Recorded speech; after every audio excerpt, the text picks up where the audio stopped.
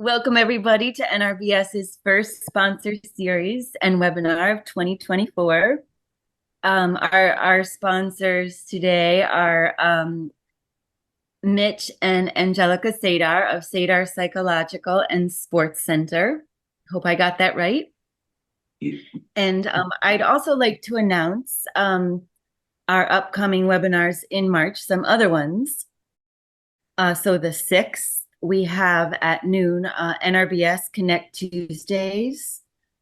The 14th, we have also at noon NRBS sponsor webinar from Biosource Software. And then on the 22nd, we'll have our first CE series webinar at 2 p.m. with Andreas Mueller. So I hope you'll stay connected with us in March. And now I'd like to give a brief introduction of Mitch and Angelica Sadar of Sadar Psychological and Sports Center. So they are both licensed psychologists. And in 2018, were asked by Brain ARC of Switzerland to work with the different development of evaluations and protocols based on the research of HBI Med. So we're going to get to listen to them and hear about their experience and work with this database, the HBI database. Angelica and Mitch are both board certified in neurofeedback and heart rate variability, biofeedback, and getting to know them both and all of their wisdom with the HBI database, I think, is what we're all going to get to do next. So thank you so much to both of you. And as people have questions, you could put them in the chat, and I think we'll address them at the end of the webinar. We'll have some time at the end if that's good with you, Mitch and Angelica. Oh yes, that's perfect, in fact. Okay, great. Okay, so welcome, folks. Glad that you're here. Today we are going to talk about the HBI Med database beyond the Qeeg. I just want to mention that HBI Med is the work of Andreas Mueller, Yuri Kropotov, and Bernard van der North. So I just want to mention them, and we give particular thanks to Andreas and to Yuri because it is their research that kind of builds upon what we're about to talk about. And since the title of this is Beyond the Q, I'm going to first just very, very quickly go through the parts of the HBI Med database that are relatively common in Qeeg results. And then once I get through those that are relatively common, we will look at the parts of the HBI Med database that I think sets them apart. And then we will look at a case where we feel the additional parts of the HBI Med database was able to add a significant amount of information, of insight into the client beyond the typical Qeeg results. All right. The typical things, this gives us the typical spectral data, but there are a couple things about the database. First, it covers ages 6 to 89. The way that it works is it is a dynamic age comparison. So depending upon the person's age, the other thing that I think is very important about the HBI database is it is also gender specific. So males are compared to males, females are compared to females. And that certainly wasn't the case of databases that were developed in the past. And I think we're all aware that there are differences between males and females, and research, there's obviously research to that effect. So the fact that it is gender specific is a thing worth noting. And it is a database. It is an FDA approved database for the VCPT also. And many of the other databases are only for the eyes open and the eyes closed. Okay, so the other thing, I mean, and we will talk more about this later, it also is an FDA approved database for evoked potentials. It also does, Loretta, which many of them do. It also does theta beta ratios. But the thing about the HBI Med database, it's not only at CZ, it's also at FC and PZ. So there are things about that being available that are useful, but I'm not going to get into that a lot today. And then, these are kind of the images of what I just talked about. It gives you the typical spectral display, but again, it's eyes open, eyes closed, and a task. There are comparisons with the database. It pulls out those, you actually pull it out in the analysis, but those frequencies that you want to look at, and it does the absolute and the relative comparisons. It does have the 1 Hertz heads or bins, and again for the absolute and the relative. Here's what you see with the theta beta ratios. It gives you the client, the database, and then the Z score comparisons, and then, like I said, it does offer a Loretta component, so you can estimate the generation of the deviant frequencies. And it also has asymmetry analyses and coherence phase lag. So those are the typical QEEG things that are available in the HBI Med database. Now Angelica will talk about some of the things that are unique to the HBI Med database. Hi, everybody. Thanks for coming. Rather than take up your time each slide, I did make references to the research on the slides because one of the things that is critical when using the data we derive using this database is that it is all based on peer-reviewed research. And so in the ensuing slides, we're going to review the following indexes, and they've been accepted by various peer-reviewed journals. So we've got an arousal index. We'll go over that in more detail. The arousal modulation during the VCPT standing for Visual Continuous Performance Task. So if you're familiar with the TOVA, this is a kind of a variant of that, TOVA or IVA. There's a central sensory index, and that reflects how the brain interfaces with the somatosensory areas. And there's an ADHD index where they break down different types of ADHD, and an emotional regulation index. So the arousal index looks at the sympathetic nervous system.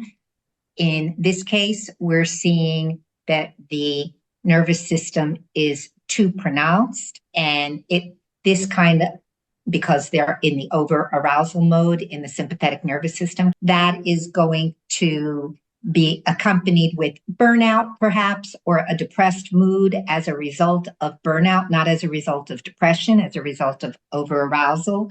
And it also can be accompanied by over responses to stress or fear or panic. I'll just mention here, a lot of the field was obviously based on the arousal assessment, where you would talk with the person about their functioning and you would arrive at, are they over aroused? Are they under aroused? Or is there an instability? So this is a kind of an objective check on, if you do that type of an arousal assessment, this is a thing for you to kind of utilize as well.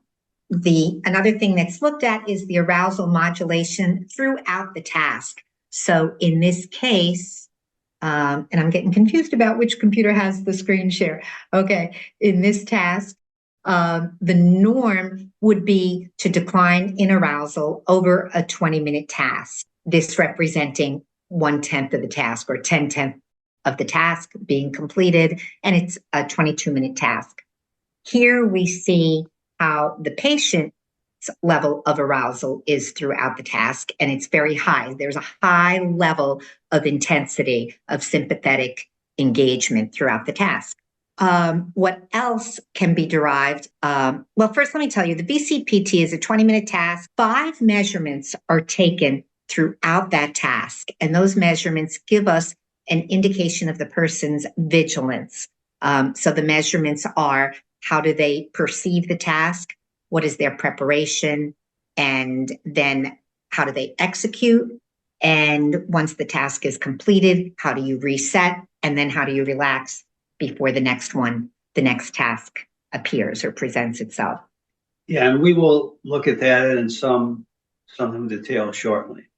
Data-driven vigilance index is a newly researched portion that is available to us through the database. One of the things that we like about the HBI database, and I have to say, we don't get any money from them. Okay, we're allowed to use any database. We don't work for them. It's been the information that it gives us that has kept us engaged with this. And one of the things is that the research is continuously being updated. So we all know Yuri Kropotov. His research gets developed around the use of this database. Same for Andreas Mueller and others. And other things that we can anticipate in the future that they're working on now are how to use artificial intelligence. I know some people like that, some people don't, but you don't have to use it, but you can. They're going to be looking, or are looking, at indexes related to schizophrenia, as well as indexes related to trauma. In the 22-minute task, there are 400 trials. We're going to show you how that works.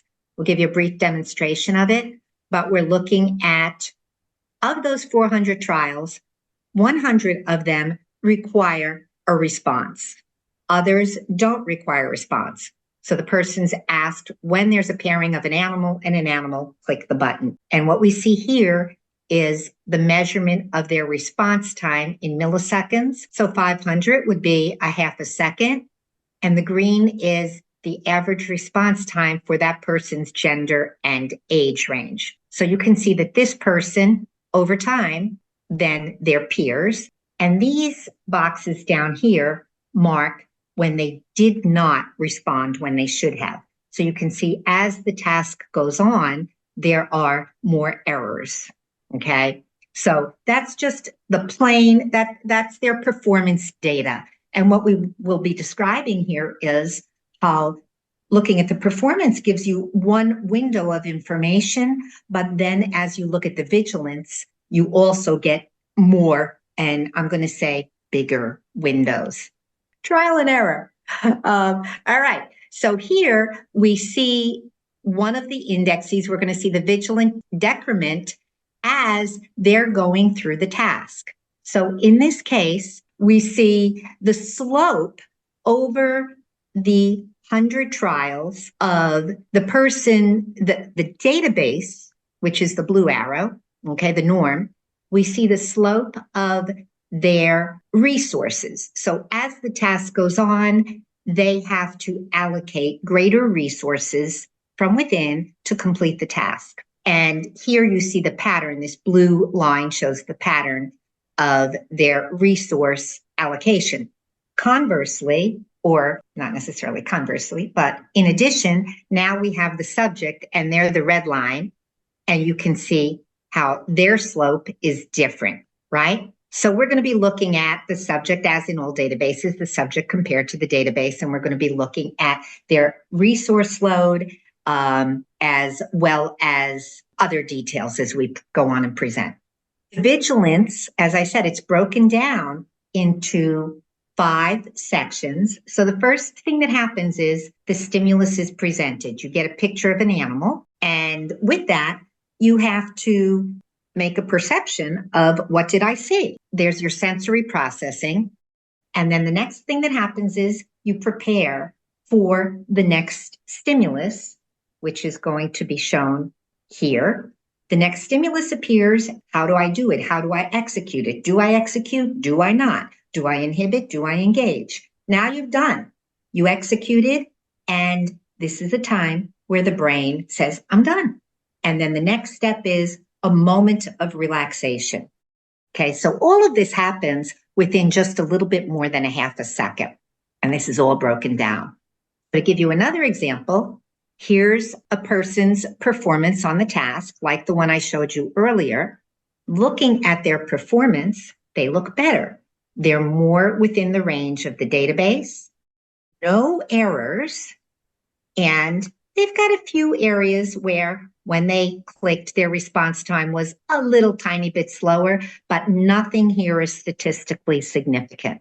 But when we look at their vigilance, we see a number of things. In the perception, I'm going to bring you to these numbers here because these numbers represent what we'll talk about later is a Stanine scale, where 1, 2, and 3 mean there's a slight problem. 4, 5, and 6, there's no problem. You fall in the average range. And 7, 8, 9 are a problem, with numbers 1 and number 9 being statistically significant. So in the case of the performance that I just showed you that looked quite good, their perception for the first stimulus are 4s, so everything's working fine. Then we see as they prepare for the next stimulus, there's a slight problem. Then the stimulus happens and there's no problem.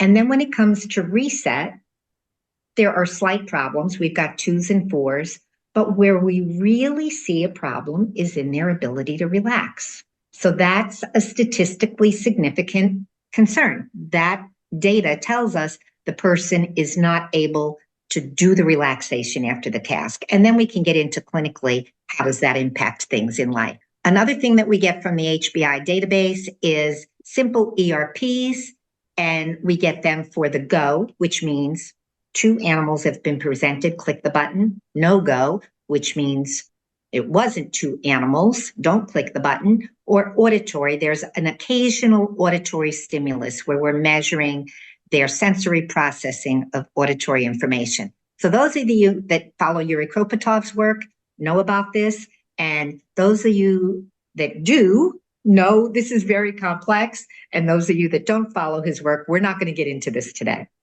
So what else can we get from the HBI database? And when we're measuring the ERPs, we get data on things that are called components. We're going to talk about that some more later as well. But the next slide will give you a representation of how the brain starts to process.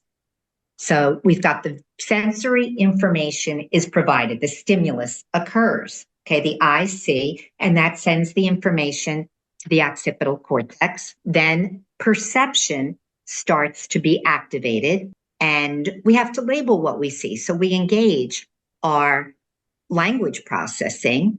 And then the next thing that happens is the motor strip is activated because we have to engage in a physical activity, and the auditory processing occurs.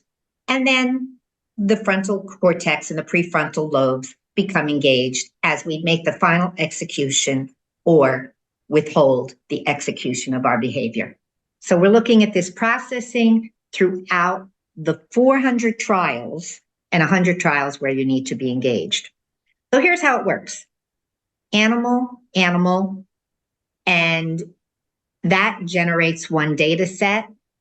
And you see that over all the trials, you get an averaging of all the data that's been collected. So after 100 trials where you've engaged and responded to the pair of stimulus, then you get an average, and that average gets compared to the database. When we look at our case study, we'll look at this portion in detail. All right, so we're going to go through the QEEG results here, and in this case, and well, also the VCPT.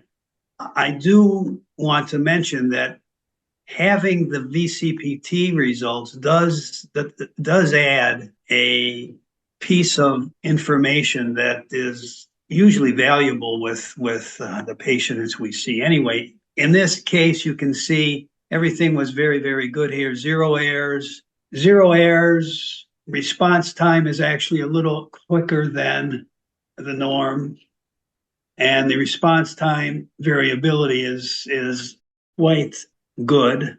And so this is just another graph of that situation. You can see that except for these, and we asked the client later about this, and there were a couple occasions where there was noise outside of the evaluation room, which accounted for these. But generally, everything looks very good, very good. Then we look at fragments. You can obviously see here tension, muscle in the forehead. Looking at the spectral data, again, this graph is just a graph of the amplitudes across the frequency ranges. When we look here, we took a couple of these out, but the 7 hertz is only 1.69 standard deviation, so that's not significant. The 13.92 hertz is barely significant. We look at the 1 hertz bins, and there's a little red over on the relative side. The absolute side is, but again, we see things that are much, much worse than this. And again, this is a patient that came to us. I didn't really say this. She is a 69-year-old female, very successful, has done quite well. But recently, as stressors in her life, situational things have occurred, she became a little concerned because she became more emotional. There was a little bit of a depression. She wondered if she was actually depressed. The energy was depleted. Memory was declining, and she wondered, is this more than just normal aging? Word finding was becoming more of an issue. And so the question was, is this a situational thing, or is this something that's occurring within her brain that should be concerned? So as we move along here, again, this was the eyes. This was the eyes open. We move along to the eyes closed, and we see that her peak alpha frequency is where it should be, between 9 and 11. It's not excessive. Again, the 1 hertz bins look fine. And then we get to the VCPT. Nothing there really came across as significant on the relative side. So again, everything there was really looking good. Loretta, this just tells us where the potential origin is of the generation of those frequencies that in the eyes open we pulled out to look at. As Ange alluded to, many of the results that are presented in the HBIMed database are presented within a canine format. And so as we look here at the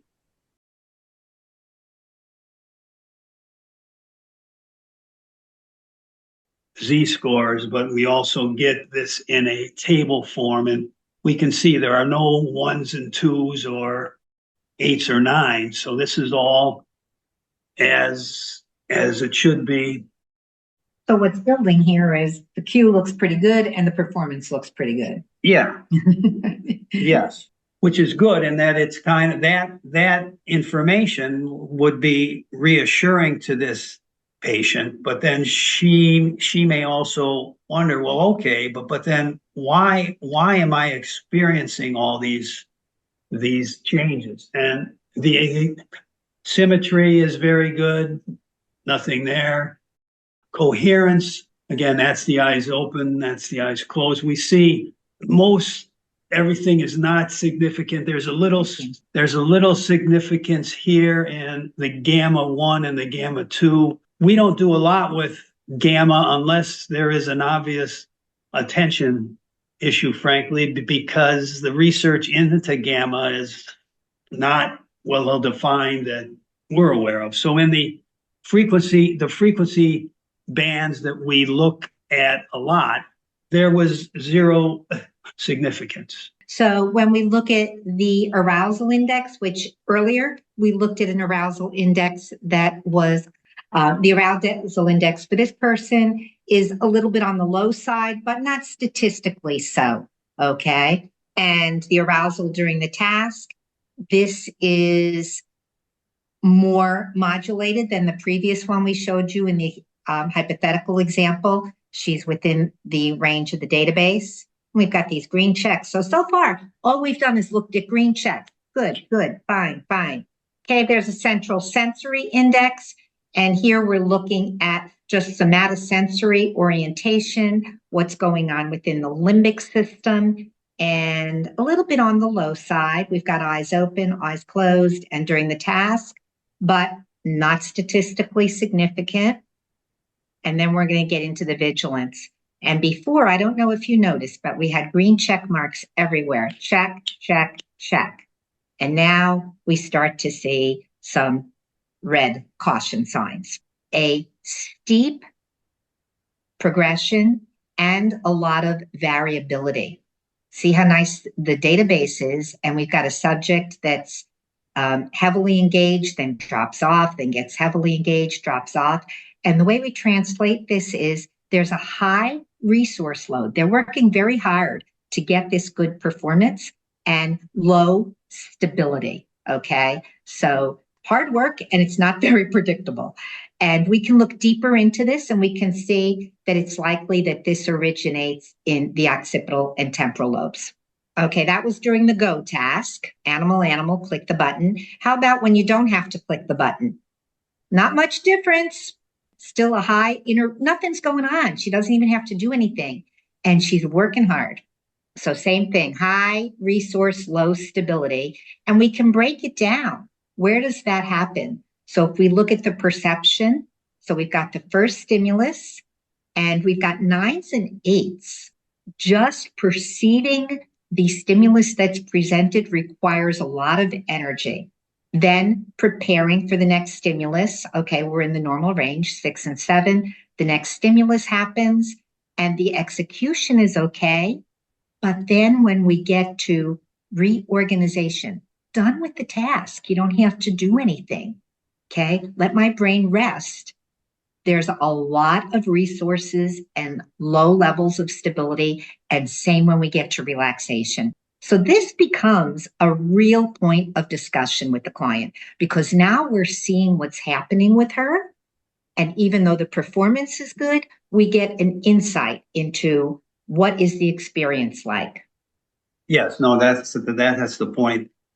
You know, she did very well in the task, and we often see this, and we see it with kids and with teens, and we're able to tell the parents, you know, the kid's working really hard here. I mean, he or she is working so hard, and that may also be the reason that they're often fatigued. And so anyway, this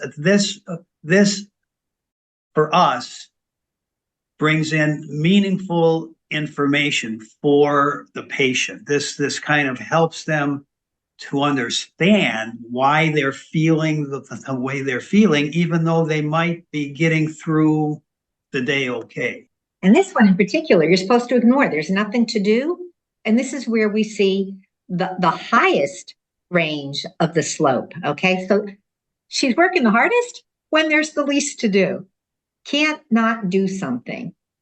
And again, we've got a lot of nines in there, don't we? The perception, when there's nothing to do, this is the first time we see a slope of 9 on the preparation for the second stimulus. This is the first time we see 2 9s when she's executing. And again, no relaxation, not happening, even though there's nothing to do. In terms of the auditory stimulus, we're fine. So it's all visual. Well, not exactly fine. She doesn't rest. Okay, so now we're going to move into evoked potentials, and Mitchell, take back. Yeah, and I'm not going to get into these in huge detail, but these obviously get broken down into the chronology in which they occur in the brain. So you have the visual input, the auditory input, the left and the right association areas, and then the memory comes into play, and then it works its way up to the executive functions, and then there are these that get into the working memory. Slow wave is about emotionality. Bereichschaft's potential is about the readiness potential, and then the program kind of pulls out those that are significant, and the N1 potential, I'll just go over this one real fast because I want to leave time for any questions. You can see here, this is the N1. This tells us it's significant, and the N1, a significant N1, and you'll see here we bring in the research that tells us that high N1 amplitudes have been identified as a stress marker. So again, this fits, and it kind of validates what this woman was feeling, and I think in a way hoping that it was the situational issues, and if she can get herself back on track, and if she can rest a little bit, her high functioning that she has been accustomed to up until now should return. And the left and right association areas, the significant in those just says that the person is exercising a much higher than should be needed degree of control, both in the detailed processing and the emotional processing. So this just fit very well with her situation. Simple ERPs, we aren't going to get into these today. We will primarily use these as a check on the components, but again, that's for a more advanced course. And then we get into this. So by the time we're done, we want to do a comprehensive evaluation. We don't just guide everybody to neurofeedback. There are some research. There's research data that we can follow as far as certain medications go, particularly related to the ADHD index that we didn't go over here because she didn't qualify for that. But we look at everyday life, starting with like sleep being a very important factor when we're looking at, what do we do as far as guiding any kind of recommendations. Diet becomes really important. We want to make sure the brain is adequately nourished in order to do whatever it is we want to do. Exercise, the same thing. Of course, drugs and alcohol. And we've been spending more and more time looking at electronic screen use. Particularly, we work with Robert Turner, neurologist, who is super focused on looking at EMFs and the role they play on the regulation of the brain. And then other recommendations that we'll make reference to could include biofeedback. We use heart rate variability quite a bit. We're going to recommend that. We did recommend that for her. Neurofeedback could be an option, but I think what we're looking at here is we're not looking at necessarily brain wave dysregulation, but I think in her case, we're able to show that we want to look at some lifestyle modifications, and we also do home training devices, things like Alpha Stim, David, BOD. The BOD, variety of things. We look at this, Yuri Kropotov talks about windows to the brain. The brain's obviously very, very complex. The more windows we have to look at that, we can round out our picture, and we feel that the HBI database today offers perhaps the most windows, certainly as far as what's available in the EEG, to make it give us a very good picture. All right. Okay. Thanks, Lexi. Of course, and that was a really important ending. So thank you for making sure that came through. So there's some great questions, and we're going to get to all of them. So the first is from David Fenstermacher, and the question is there an article one could read about the HBI Med database that y'all would recommend? Frankly, David, I'm not aware that there is any one article. The database has been around since 2010, maybe. I would need to. I'm sure that somewhere along the line there is, but offhand, I can't tell you about. Well, what I can tell you is Taylor Capizzelio, if I say her name right. I never know it. I just call her Taylor. She's putting together a whole new website for them, and that's going to be launching within the next month. So we can get that. We can add that to the information that we give you. One of the things that I wanted to give to folks as part of the presentation is the vigilance, the most recent vigilance article. So I'll put that in so people have access to it. That's great. And Silvana is asking, in vigilance, are you looking at the first number or second one? And is the first the database and the second the client, or no? No, the numbers, one is relevant to the variability, the other is relevant to the slope. The red is the red line is the database. The blue line is the patient. Yeah, so the numbers, the first number refers to slope, the slope over time. The lower number is the variability. And then again, in the graph itself, the red is the database, the blue is the patient. Or no, in this case, I'm sorry, in this case, this is the European one. The blue is the database, the red is the patient. I'm sorry. Thank you for the clarification. And David is asking, how many minutes is this from when you first put a cap, including capping and gelling time? How many minutes total? Total cap, we allocate 2 hours.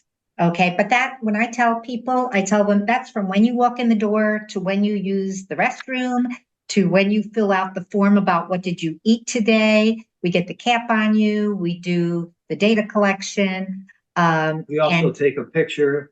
We take a PIR picture of their forehead. So there's a lot there. This actual process, again, we get 10 minutes eyes open, 10 minutes eyes closed. The VCPT is 22 minutes. So that right there brings you up to 42. And by the time you cap, you can get a person out the door for the capping and this in about an hour and 15 minutes. If it's a very, very cooperative patient. Cooperative patient, no technical problems. So yeah, and people will say, oh, well, that's a long time. But once you're getting them in for the queue, it's 20 minutes longer and we get so much more information is our general feeling.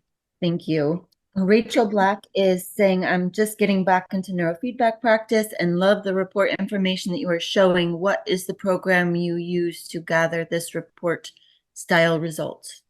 A part of the HBI Med company is a brain function analyzer program, which again, we may talk about at a future time, but that program, you feed the data in along the way. You do need to make some choices as the clinician. It isn't just the thing that you feed it in and out cranks a report, but you can generate a report like this in probably less than 30 minutes, and it just gives you a huge amount of data. But that is a program that is available as well through the HBI Med company. And we're actually presenting about that, I think, at both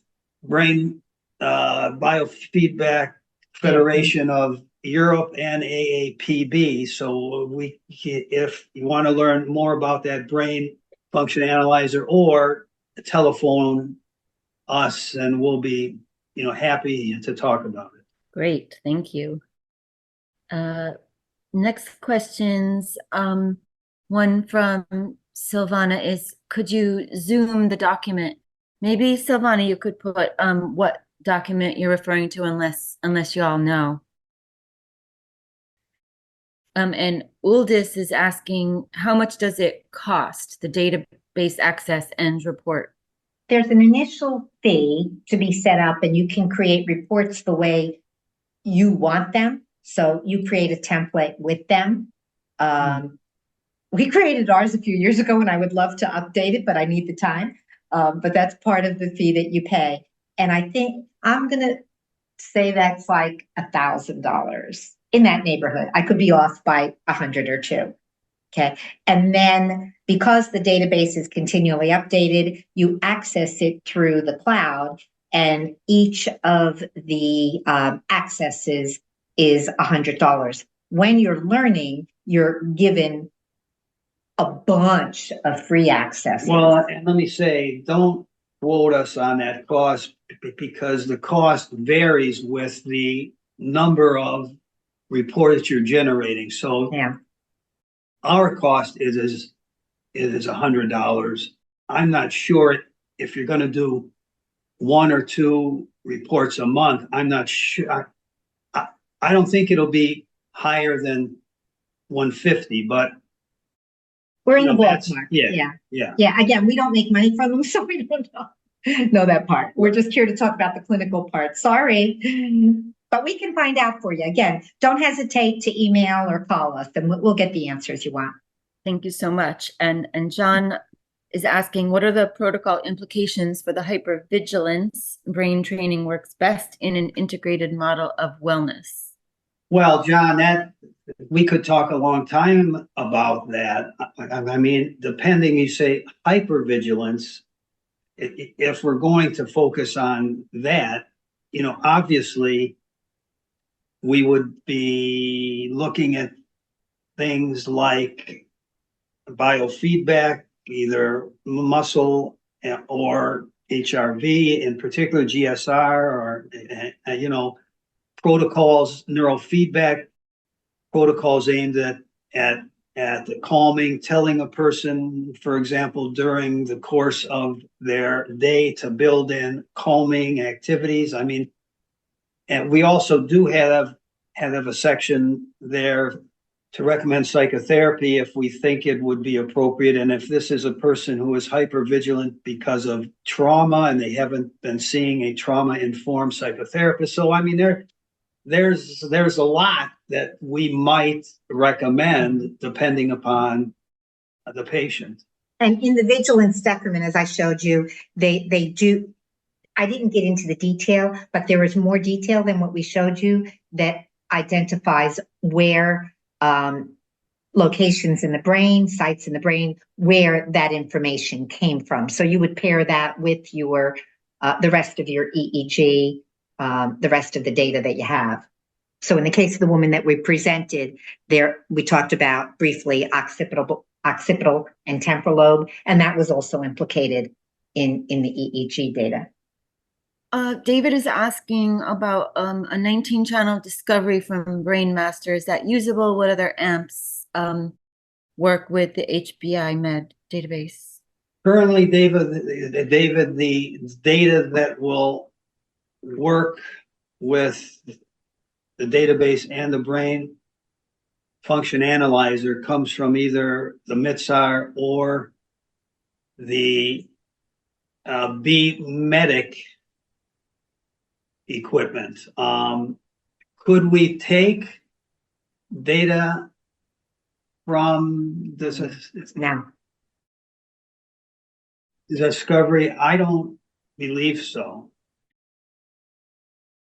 Thank you. And let's see, Gary's asking what recommended particular neurofeedback training protocols? I think you addressed that it depends. Well, we would put everything together here, and we would generate protocols as you would if you were just doing a queue. You look at the data you have and you generated a protocol. So all right, guys. Thank you, everybody, for joining and for the questions and the interest, and good to see you. We appreciate you being here. Yeah, if anybody that wants to learn anything more about this, reach out to us. We think it's a very valuable addition. It's been used a lot over in Europe, and it's, we want it to begin to be used a lot in the US. So, thanks a lot, everybody. See you next time.